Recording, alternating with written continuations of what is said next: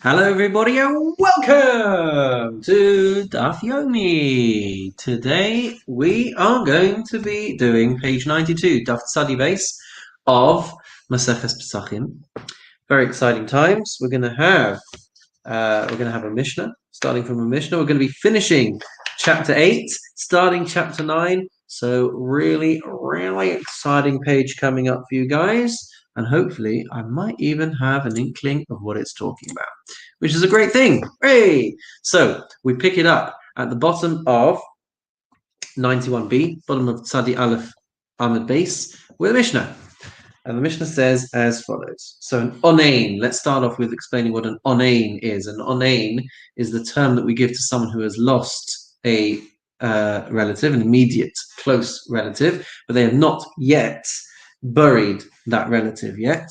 As you can see here in the explanation, they are prohibited from eating sacrificial food, which would include a korban pesach. And as you can see here, biblically, the prohibition would apply only to the day of the death, but it would be permitted for them to eat sacrificial food on the following night. But the Rabbanan, the rabbis, extended this to include the night as well. So, despite all of that, says the Mishnah, onain, this person who is an onain, Tovel is allowed to immerse himself in the mikveh, va'ochel es pischol erev, and is allowed to eat the korban pesach that night, even though, as we said, rabbinically, it would have been extended. The period of impurity would be extended until the following morning, so they'd be impure all through the night. Nonetheless, when it comes to the exception of the korban pesach, they're allowed to eat it that night. Aval but not for other sacrifices. Continues the Mishnah, Hashomer al Mesa, a person who hears about the death of a relative is again considered to be an onain rabbinically and is not allowed to have sacrificial food. V'hamalaket lot samos, and someone who is gathering in bones. We'll explain more about what this means in the Gemara, but I believe what would happen is that they would bury people in the ground, obviously, and then at some point down the line, they would gather the bones and they would then move them to an ancestral burial plot, or to the family tomb, whatever it might be. So this person who's gathering up these bones, Tovel v'ochel b'kodshim, is allowed to immerse in the mikveh and is also allowed to eat general sacrificial food, including korban pesach and other sacrifices as well. Sorry, we're now at the top of page 92a over here, top of Tzadi base Amud Aleph. Continues the Mishnah, Ger shenisgayer be'erev Pesach. So if you have somebody who converts on Erev Pesach, so theoretically they are Jewish by the time it is time to eat the korban pesach, there's actually a machlokes between Beis Shammai and Beis Hillel. Says Beis Shammai Omrim, Tovel v'ochel es pischa le'erev. He's Jewish, so he can go to the mikveh and he can eat his korban pesach as a Jew that very night. Beis Hillel Omrim, Beis Hillel say, haporesh min ha'orla, kaporesh min ha'kever. Somebody who separates from his foreskin, i.e. a convert to Judaism, or I should probably be more clear than that and say a person who has their, no, I shouldn't actually, think I'm right. But anyway, a person who has their circumcision, kaporesh min ha'kever, is like someone who is tameh from having come into contact with a grave. So Beis Hillel will take a strict opinion for someone converting to Judaism that they will not be able to take part in the Korban Pesach that night, even though they have just converted. The Gemara will explain why. Asks the Gemara, first of all, though, my Tama, what is the reason for saying that the Onain, the person who is waiting to bury a close relative, what is the reason that they can go to the mikveh and eat their Korban Pesach that night? Answers the Gemara, Kasava, because they hold Aninus Delaila de Rabbanon. The period of Aninus, the period of this temporary mourning status before they actually go ahead with the burial. So the night, extending that into the nighttime, is a rabbinic prohibition. And with regards to the Korban Pesach, which carries a penalty of kares, of spiritual excision, the Rabbanon did not uphold their words, did not uphold extending it into the nighttime, for the sake of something which carries with it a potential of a punishment of kares, if they were not to bring a korban pesach. So because of that, they don't extend it into the nighttime. Gabe kodshim, however, with regards to general sacrifices, over there, it is just a positive mitzvah that they're missing out on, but not one which carries a penalty of kares or anything else if they don't fulfill it. So with regards to other sacrifices, they're just missing out on fulfilling a positive mitzvah. And so the Rabbanon upheld their principle that the period where they cannot eat sacrificial meat extends into the nighttime. Continues the Gemara quoting on Mishnah, Hashomeya al Mesa, one who hears about a relative dying, and so they have this status of onein. So the Gemara says, and also v'chule, including them, the subsequent case of hamalachet lo atzamos. So we're now talking about the person gathering bones. We want to understand this. So the Gemara asks, malachet esim? Malachet atzamos, a person gathering bones is going to be able to eat sacrificial meat? How so? Habai hazar shlishi b'shavi. This person is tamei. This person is impure. He's coming into contact with the bones of a corpse. He needs to undergo a whole week of impurity status, and has to undergo a purification procedure that includes being sprinkled on the 3rd day and on the 7th day. So the Gemara answers, Ema shaliktu la'atzamos. So we can actually say that what we're talking about is somebody else has gathered the bones on his behalf, and they are going to be transferring them, and he himself has not touched them. So he is not going to be in a state of ritual impurity. And that's how we solve that one. Now quotes the Gemara, the Mishnah, Gershonis guy, talking about this convert who is converting to Judaism, and there's a machlokes between Beis Hillel and Beis Shammai. So says the Gemara, Amar Rabba bar bar Chana, Amar Rabbi Yochanan. Rabba bar bar Chana, quoting Rabbi Yochanan, says, machlokes ba'arel nachri. The machlokes exists when it comes to a non-Jew having his circumcision to be converted to Judaism. So Beis Hillel Savri, there's a very strong logic for Beis Hillel. Why? Because maybe they will become impure the following year for some other reason. And this is their first, they're new to this whole thing. So maybe they will say, Ishtake, last year, Milo Tavalti Vachalti, did I not go to the mikvah and then I was free to eat my Korban Pesach that night? I don't really know how these things work. I just remember I went to the mikvah and I was allowed to eat my Korban Pesach. I was declared pure. So this year also I'll go to the mikvah and I'll eat my Korban Pesach. He won't necessarily clock on to the fact that last year, as he was converting, he was a non-Jew to begin with. And so the purification was not because of impurity. He was a non-Jew at the time, and he couldn't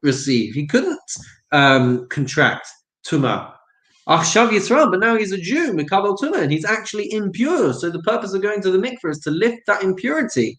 So it's completely different. So that's why Beis Hillel take a stricter approach with this. They want to rule out the possibility and create a safeguard to prevent people making that mistake. Beis Shammai Savri, but Beis Shammai Lo Gazrinan. They didn't impose that logic. They didn't hold by that, and therefore they didn't make that decree. However, says the Gemara, Aval Arel Yisrael, when it comes to a Jewish person who just never received the bris milah, Divrei Hakol, everyone would agree, Beis Hillel and Beis Shammai would agree that this person could go to the mikvah and he can eat his Korban Pesach that night. For Lord Gazrin and Arel Yisrael, Mishum Arel Nachri, and they didn't impose this decree on the Jewish person having his circumcision on account of the non-Jewish person having his circumcision. Tanya Nami Hachi, this was also taught in the Baraisa. Amar Rabbi Shimon ben Elazar, Rabbi Shimon ben Elazar says, Lo nechleku Beis Shammai Beis Hillel al Arel Yisrael. They don't disagree, Beis Shammai and Beis Hillel, about a Jewish person needing circumcision. Because he can go to the mikveh and he can eat his Korban Pesach that night. So what were they arguing about? Al Arel Nachri. They were arguing about a non-Jew who is converting and having his circumcision. Where Beis Hit with Shammai will say that he can go to the mikveh and he could eat his korban pesach that night. And Beis Hillel say that one who separates from his foreskin is like someone who is separating from the grave. They are going to have this additional safeguard to prevent them from making any mistakes. Continues the Gemara now, exploring other things where the rabbis either did or did not uphold their gezeras, their decrees. So Amar Rava says, Orel, when it comes to an uncircumcised person, Hazar, when it comes to somebody requiring the purification process with sprinkling water because they've come into contact with a corpse, the Ismail, or somebody who is needing to circumcise. So the Ismail is the scalpel that was used to perform a circumcision. So the Gemara says, "Hemidu devreihem b'makom kares." Nonetheless, even though there are repercussions of kares, of spiritual excision, the sages would still uphold their statement in stopping them from doing. I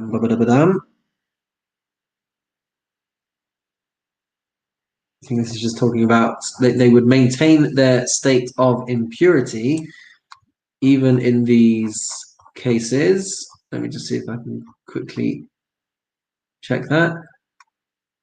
They kept the dinim d'Rabbanan, they kept their rules in place, even though it would mean that they're prevented from fulfilling a mitzvah which carries a penalty of kares if they don't do it. So we don't allow carrying a knife for a bris milah, even though they need to have the bris milah.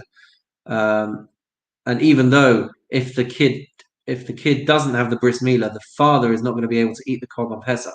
And we don't allow the sprinkling of the water of the para aduma ashes. We don't. Okay, fine. Okay, my apologies. This is if it's on Shabbos. So if there's a if Erev Pesach is on Shabbos. Okay, let's just backtrack a tiny drop. So if Erev Pesach is on Shabbos, we don't allow someone who converted on Erev Pesach to... No. Let's slow this down. Ara, when it comes to an uncircumcised person, someone who's converting on Erev Pesach, they're not going to be allowed to have their Korban Pesach that night. So the rabbis upheld the principle that they can't eat the Korban Pesach that night, even though there is a possible potential for a penalty of kares. When it comes to hazar, so somebody needs to be sprinkled with the ashes of the para aduma, and Erev Pesach is falling on Shabbos, so even though it's going to prevent them from eating the Korban Pesach that night, the rabbis were not going to change their minds and allow the sprinkling to take place. And when it comes to the knife for a bris milah needing to be carried from place to place, so even though it's Erev Pesach falling on Shabbos, even though the father now can't perform the bris milah for his son, and that's going to prevent him from eating the korban pesach that night, nonetheless the rabbis uphold the principle that you can't carry this knife to be able to perform the circumcision on Shabbos. So those three cases, the rabbis upheld their statement, even though the people won't be able to eat the korban pesach that night. Continues the Gemara. Onain, when it comes to an onain, someone who is waiting to have their family member buried, umatsora, or a person who is a matsora, we translate it as a leper, but someone who is afflicted with tsoras, ubeis hapras. And when it comes to somebody needing to travel through a beis hapras, which is a stretch of land or a field or an area where there is a question as to whether a body is buried there. So there's a potential for contracting tumah. And yet this person may need to cross this area with a korban pesach so that they can get to Jerusalem. So when it comes to these three examples, the onen, the metzora, and the beis hapras, lo hemidu divreihem b'makom kares. The rabbis did not uphold their principles in the situation of a korban pesach, which could potentially carry the penalty of kares. So let's have a look at these 6 different things. Orel hadamram. We've already talked about the orel. we've already said that the uncircumcised non-Jewish person who is converting, like Beis Hillel, we say that they're not going to be able to eat their Korban Pesach that night. What about Hazar? Hazar da Amamar, because Mar says, Hazar Shavus, Ve'ena Doiches Shabbos. Hazar is just a Shavus. It is rabbinically imposed. And so for something like that, they are not allowed to override Shabbos. They're not allowed to break Shabbos to be able to fulfill this Hazar. So even though it means that they're not going to be pure for eating the Korban Pesach, nonetheless, the rabbis did not change their minds. What about Ismail? What about the knife, the scalpel for a bris milah? The Tanya, because it says in the Braisa, "Kashem she'ein mavin oso derech reshus harabim." In the same way that you're not allowed to transfer this scalpel from through a public domain to be able to circumcise someone on Shabbos. You're also not going to be able to transfer it by carrying it over roof spaces, carrying it through courtyards, carrying it through these enclosures, whatever it might mean to be able to get the scalpel to the right place for the bris milah. The rabbis are not going to allow for this item to be transferred, which will mean that the bris can't be performed, which will mean that the father can't eat the Korban Pesach, and nonetheless, actually it says the household from eating the Korban Pesach, nonetheless, the rabbis did not change their minds and did not change the rules for these people. What about the ones where they do change the principle and they do not uphold their ruling? Onen, well, we've already seen the Onen, Hada Amran, we already saw that with our Mishnah, where we said that they can immerse and they can eat their Korban Pesach. Asks the Gemara, Metzora Maihi, what's the case of the Metzora, where they are able to eat their Korban Pesach? So the Gemara says, quoting the Barai, said the Tanya, Metzora Shechal Shmini Shelo Be'erev Pesach. So the last day, the 8th day of the Metzora's purification Pesach process is falling on Erev Pesach, right? So at this point, they're in the 8th day. They've gone through 7 days of purification, and on the 8th day, all they have to do is bring the sacrifices, and then that night they should be free to eat their Korban Pesach. There's just one problem: V'ra'a keri bo bayom. They have had a seminal emission the night before, and so on day 8 they now need to also purify for being a Baal Keri, for having had this discharge, this seminal discharge. And so they have a status of Tavul Yom. Tavul Yom means that they go to the mikveh in the morning, and then theoretically they're pure, but they have to wait till the night time to be officially pure and to be able to eat Korban Pesach. So the Gemara is saying over here that they are in this final day of Metzora. They are also having to deal with this situation of being a Baal Keri, and the Gemara says that Tovel ve'ochel, they can go to the mikveh and they can eat that night. Says the Gemara, Amru Chachamim, the Chachamim say, Afal pisha Tavul Yom eino nichnas zeh. Okay. So this is why it's a problem for a Metzora, because now that they have gone to the mikveh and they're still kind of half impure, maybe they shouldn't be allowed to go to the Beis HaMikdash to finish off their process. So because they're a Metzora. So Amr Chachamim, the Chachamim say, Afal pisha Tavul Yom eino nichnas, even though a Tavul Yom, someone who experiences this emission, goes to the mikveh and now has to wait till the night time. So even though they should not really be allowed into the confines of the Beis HaMikdash, the Zeh Nichnas, this one is allowed to go to the Beis HaMikdash and to finish his purification process as a Metzora.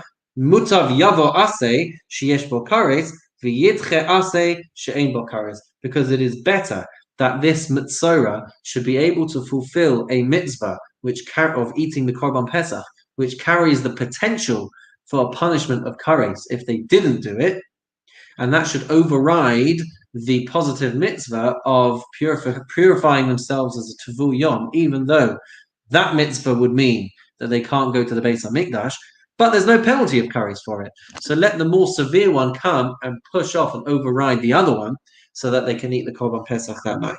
V'amar Rabbi Yochanan says, Davar Torah, by Torah law, afilu asein bo. There's not even it's not even biblically mandated that this Tavul Yom will only become pure in the night time, Shene'emar, because as we see in the pasuk in Divrei Hayamim, the Yamod Yehoshaphat b'Kahal Yehuda v'Yushalayim v'Beis Hashem lifnei Hechatzer Chadasha, that Yehoshaphat stood in the congregation of Judea and Jerusalem in the house of the Lord before the new courtyard.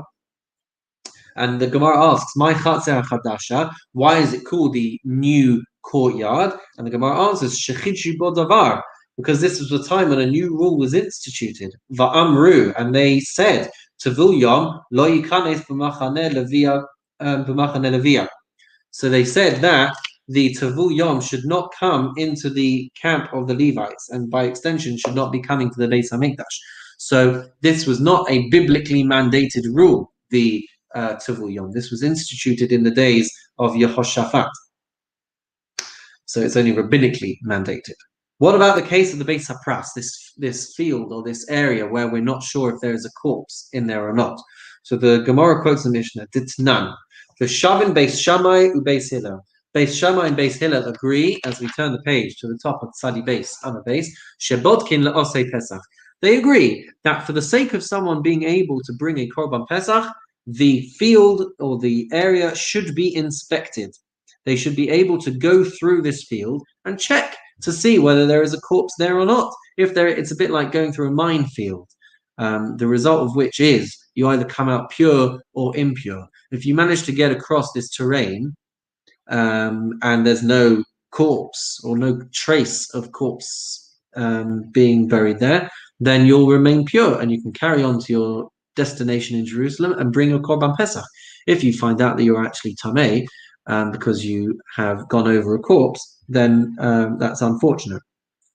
But the point here is that you're able to go through this field. Now, why would you need to go through this field? Well, it could be that it's your only route, but it could also be that it's a shortcut. You won't make it to Jerusalem in time unless you go through this space of the Beis Hapras. So Beis Hillel and Beis Shammai agree that you should be able to traverse this area, even though there's the risk of contamination. But it's important to be able to get to the Beis Hamikdash to bring your Korban Pesach. So if you've got no other choice, you can go through it. You can examine it as you go along. But they would not allow people to examine this Beis Hapras in order to be able to eat teruma. So the Gemara asks, "My bodkin, what does this mean that we can examine this Beis Hapras, right, for the people who need L'osei Pesach, for those who need to offer the Korban Pesach?" Amar Rav Yehuda Amar Shmuel. Rav Yehuda says, quoting Shmuel, "Menapeach Beis Hapras v'holech." He can sift through the soil, the surface layer of the soil as he goes along, and he can see if there are bones from this corpse or not. Rav Yehuda bar Abaye, Mishmei de Rav Yehuda Omar. Rav Yehuda bar Abaye, in the name of Rav Yehuda, takes it one step further. Beis Hapras shenidash tahor, that a Beis Hapras, right, this place where you may not have been sure if there was a corpse buried there, but if it is a well-trodden path, then it can be considered ritually pure. And the reason for that is because whatever has happened from the treading through this space has cleared the problem. Perhaps the bones have been completely broken down, whatever it might be, and a person is not going to become ritually impure by walking through a well-trodden Beis Hapras. Mazel tov on completing the 8th chapter of Maseches Pesachim. Join me as we say, Hadron halach ha'isha, Hadron halach ha'isha, Hadron halach ha'isha. We will return to you. Chapter 8, known as Ha'isha. And let's go straight in with chapter 9, with the Mishnah. Oh, I've only just realized that I've got it in a different layout for you. Is it more helpful if it's like this? You can let me know. Let me know in the comments or send me a text which one was easier. Okay, so says the Mishnah, Mi shahaya tameh or baderech rechoka, person who was tameh, who was impure, or he was far away from Yerushalayim and could not get to Jerusalem in time, v'lo asay sarishan, and he did not bring the first Korban Pesach at the right time, says the Mishnah, Yasa es hasheni. Don't worry, he can bring a Korban Pesach a month later, on the 14th of Iyar, on Pesach Sheni. Shagag, what if a person inadvertently forgot to bring a Korban Pesach or Ne'enas, or they were for some reason held back, prevented from bringing a Korban Pesach. They did not bring the first one, says the Mishnah, Yaseh Sasheni. He can also bring a Korban on Pesach Sheni. Imkain, if that's the case, Lama Ne'emar Tameh or Shahaya B'derech HaChanka. Why does the Mishnah need to explicitly specify the person who is impure or who is far away? Surely that's included in our Ne'enas. It was beyond his control. Answers the Mishnah, She'elu P'tur Me'ikares, Ve'elu Chayavim B'ikares. The difference is that the first people, the impure person, or on a faraway journey, these people are going to be patur from the punishment, from the penalty of kares if they do not bring a Pesach Sheni.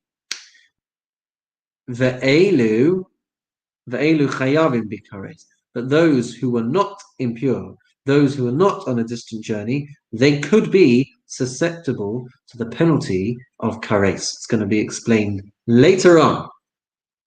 First of all, though, itmar, it was stated, if a person was far away and a Korban Pesach was sacrificed on his behalf and the blood was sprinkled on his behalf, so there's a machlokes. Rav Nachman Amar Hurtza. Rav Nachman says that this is going to be acceptable and the guy will not need to bring a Korban Pesach on Pesach Sheni. Rav Sheshes Amar Lo Hurtza. This is not accepted, and he will need to bring a second korban according to Rav Sheshes. Rav Nachman Amar, Rav Nachman says Hurtza. He says that it is accepted. Reason is Mechashu Tachas Rachamana Alav V'i Avid Tavo Alav Bracha. That Hashem, the Torah, has mercy upon this person who is far away, and they give him the option of bringing a Pesach Sheni. But if he managed to get back in time, someone else sacrificed for him on his behalf, and he was able to get back that night and eat the Korban Pesach, Tavo Alav Bracha, then he is deserved of bracha, of blessing. Rav Sheshes Amar, Rav Sheshes says, Lo Hurtza, it's not accepted. Midcha Dechia Rachmana Katame, because when the Torah gave him the ability to bring a Pesach Sheni sacrifice, the Torah, as far as he was concerned, and Hashem, as far as he was concerned, was like someone who was ritually impure, and they were giving him the second chance of Pesach Sheni. So he now can't come in and eat a Korban Pesach on the normal time for Pesach, because he's already had his obligation pushed away. He doesn't need to bring one on Pesach Rishon, on normal Pesach. So that is why it's not accepted if it's done on his behalf, if it's slaughtered and sprinkled on his behalf so that he can come in that night to eat it. Amar Rav Nachman. Rav Nachman says, Mina minala, how do we know, from where do I know, that it's accepted, because it says in the Mishnah, that if the person was impure, so it says in our Mishnah, that if the person was impure or he was far away, velo asa et harishon, and he did not do the rishon, the first sacrifice, yaseh hasheni, then he can do the second. Miklal, however, the Gemara that he is inferring from this, the ibai avad, that if he wished, if he wanted to observe, then he can observe. And so if he does, if he manages it, then he doesn't have to bring the Korban Pesach Sheni. For Rav Sheshes, what about Rav Sheshes? Amalach, he would say, Ihachi, if that's the case, Seifa Dikatani, when it comes to the later part of our Mishnah, which said Shagag or Ne'enas, if a person had forgotten or was obstructed, prevented from bringing it, Velo Asai Sarishon, he didn't bring the Rishon, Ya'aseh Sheni, then he can bring the second Pesach Sheni. Midikatani Velo Asa, from the fact that our Mishnah had said Lo Asa, he did not do Michlal Di'i Bai Avid. Does this imply that if he wanted to, he can bring it? Hare Shagag v'Hare Nenas. But this person is like someone who has forgotten or been prevented. So why would the Mishnah say this? So Ella Mazid Katani Bahadayu. Really, rather, the Mishnah has to be explained in the following way. Even though it doesn't say it explicitly, what it's trying to tell us is that a person who intentionally did not bring a Korban Pesach is grouped together with that second group, Shagag or Ones. So he is grouped together with that group, and Hachinami Onen Katani Vadahi. And also the person who is an Onain is grouped together with these other cases. So as we can see over here, the first part of our Mishnah includes a ritually impure person, someone on a distant journey, and someone who is on Onain, and then grouped together with Shagag or Ne'enas is also amazing, someone who did it intentionally. Amar Ravashi says, Masnisi Nami Daika. We can even read this into the words of our Mishnah to Ketani, because it says, Elu Patur Mikares, Ve'elu Chayavin Bikares, because this group is going to be patur from kares, so that's why the Mishnah needed to explain it. They are going to be exempt from the penalty of kares. Ve'ilu, and another group, the second group, are going to be liable to the penalty of kares. So the Gemara asks, Ahaya, on which ones are we talking about here? Ilema ashogeg v'ne'enas, if we're talking about someone who by accident didn't bring the korban or was prevented from bringing the korban, shogeg v'ne'enas b'nei kares ninahu, are they going to be liable for the penalty of kares? Elalav amazid v'onen. It's actually talking about the mazid and the onen who are going to be potentially liable to the penalty of kares if they do not bring their korban pesach. For Rav Nachman, what about Rav Nachman? Amalach, he would say la'olam amazid l'chudei. Really, it's actually just talking about the one who intentionally doesn't bring a korban pesach. That they're going to be liable to the penalty of kares. Ubedinhu, this is logical. Because if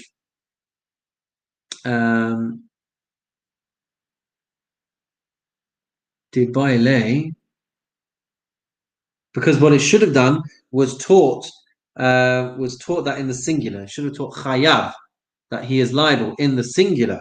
And the fact that the Mishnah actually said chayavin in the plural, Aidi Detana Reisha Paturin, since the first part of our Mishnah deals with many people, many different types of people, Tameh, someone who's on a faraway journey. So over there, the word Paturin works. That's the word that you need to use because it's plural. Tana Sefer Chayavin. So that's why the end part over here, it also teaches Chayavin in the plural, even though it's just talking about someone who intentionally didn't bring a Korban Pesach. Amar Rav Sheshes says, Mina Minala, how do I know that actually it's not going to be accepted? The Tanya, because it says in a Baraisa. Rabbi Akiva Omer, Rabbi Akiva says, quoting the verse in which we are biblically told that someone who is impure or far away doesn't have to bring the Pesach Rishon, he brings Pesach Sheni. So Ne'emar Tameh, it says in the verse impure, Ne'emar B'derech HaKoka, and it also says someone who's far away. Ma Tameh, just like someone who is impure, Shesafek Biyad La'asos Ve'ena Oser, that theoretically is able to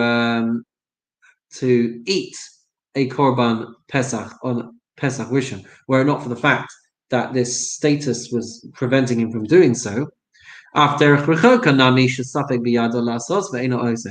too, someone who's far away is theoretically able to eat the Korban Pesach, but the Torah is mandating that he does not have to. It's pushing him off his responsibility. For Rav Nachman, what about Rav Nachman? What would he say to this? Amar Lach, he would say, Rabbi Akiva Latame, that Rabbi Akiva is consistent to his position elsewhere, de Kasava, because he holds in Shochatin V'Zorkin Al Tamei Sheretz, because you can't slaughter and sprinkle on behalf of someone who has a Tamei Sheretz, who has contracted ritual impurity from one of the types of rodents which make a person impure. Va'anas virele, but I hold, says Rav Nachman, that you actually can slaughter and sprinkle on behalf of someone who has this impurity, but would be able to eat that night. So he would hold, Rav Nachman would hold, that you can slaughter and sprinkle Korban Pesach for that person, and then when they are pure that night, they can eat the Korban Pesach.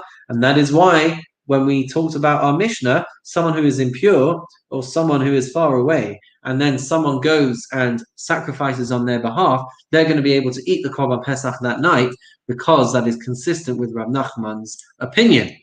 Shkoyach everybody on completing Daf Tzadi Beis, and we'll see you all next week for another wonderful daf. Wishing you a wonderful and meaningful day.